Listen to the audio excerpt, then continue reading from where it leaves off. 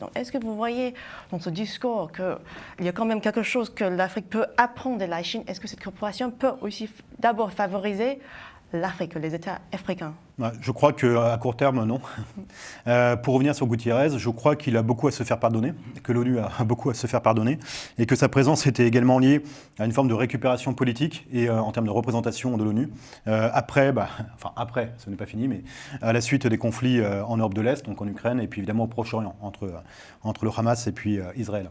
Mais oui, ce qu'il dit est, disons, il enfonce une porte ouverte. Le continent africain manque de beaucoup d'énergie, a une carence énergétique, tout le monde le sait. Le continent africain n'a pas les moyens à court terme de se doter de centrales nucléaires, en tout cas massivement.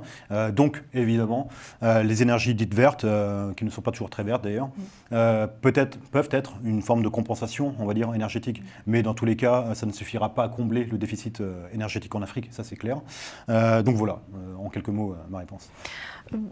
Le Forêt 2024 a démarré comme dans un contexte géopolitique tendu, dont vous avez déjà évoqué un peu, là, entre les questions de Taïwan, la rivalité croissante de la Chine avec la Chine et les États-Unis, les affrontements de Florey et Moucheté dans la mer de Chine méridionale, et bien sûr le positionnement de Pékin sur la guerre en Ukraine.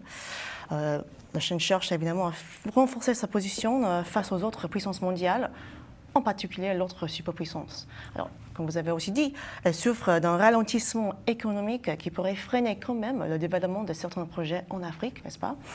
Donc, ces réalités risquent d'avoir un impact dans le long terme ou même le court terme sur l'entretien des relations sino-africaines. Oui, disons que l'Afrique, depuis les années 60 et les indépendances, constitue un réservoir de voix non négligeable à l'échelle internationale. La Chine le sait pertinemment parce qu'elle a profité de cette réserve de voix, en partie en tout cas en 1971, pour emporter le siège au Conseil de sécurité de l'ONU au détriment de Taïwan. Donc depuis les années 60, la Chine n'a de cesse finalement de développer une diplomatie à l'égard de l'Afrique, une politique africaine pour le dire autrement, qui lui a permis de gagner un certain nombre de victoires diplomatiques et géopolitiques à l'échelle mondiale. Donc ça c'est un fait, et la Chine s'appuie depuis les années 60 et 70 sur cette réserve de voix, puisque l'Afrique c'est plus ou moins le quart des pays au monde, donc le quart des voix à l'ONU. Et effectivement, c'est extrêmement symbolique, stratégique et donc important pour le gouvernement chinois.